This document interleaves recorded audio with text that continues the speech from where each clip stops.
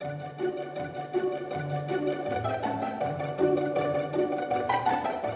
everyone, I am Sarah Flint. I am the founder, designer, and creative director here at Sarah Flint, the luxury women's footwear brand, handmade in Italy.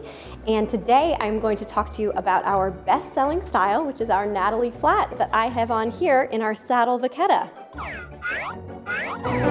So the Natalie was actually named after a very stylish and wonderful customer of ours who was looking for a flat that was both polished but could be casual. And so the first iteration of it was actually the saddle, which I have on, which is not super typical to see this type of leather, a vachetta leather, on a more pointed toe or dressy, elegant flat. But I really loved that combination of something that was a little bit more casual and a little bit more dressy. And this style is very, very cool because all of the design really comes from the pattern work of the shoe. So my background is actually not just design, but pattern making. I studied footwear construction in Italy after studying design in New York. And so this design detail, you'll see here that it really comes from the shoe. We've got the bow that's actually really tucked in instead of just, putting a bow on top or adding studs or things like that. And this bow is just really sort of slight and asymmetrical, which I also love because it's not so sort of overtly feminine. It's a little bit more understated. She has all of the incredible features that you know and love from Sarah Flint. Extra padding, the rubber on the bottom so that you don't slip, all beautifully and completely handmade.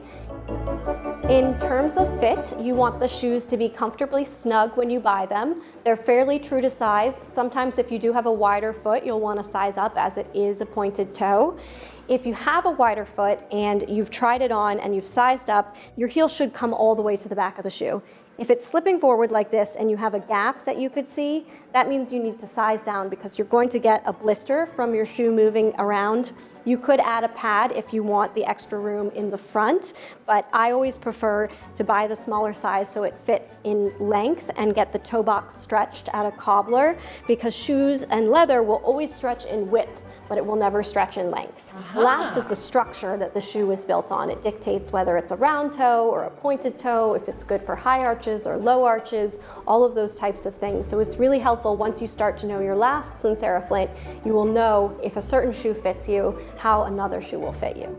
This shoe is made on our Luca last, which is one that we use a lot in our collection. So you'll know what size you are in the Natalie if you already have certain other shoes in our collections, like the Lana, for example, or the Parker.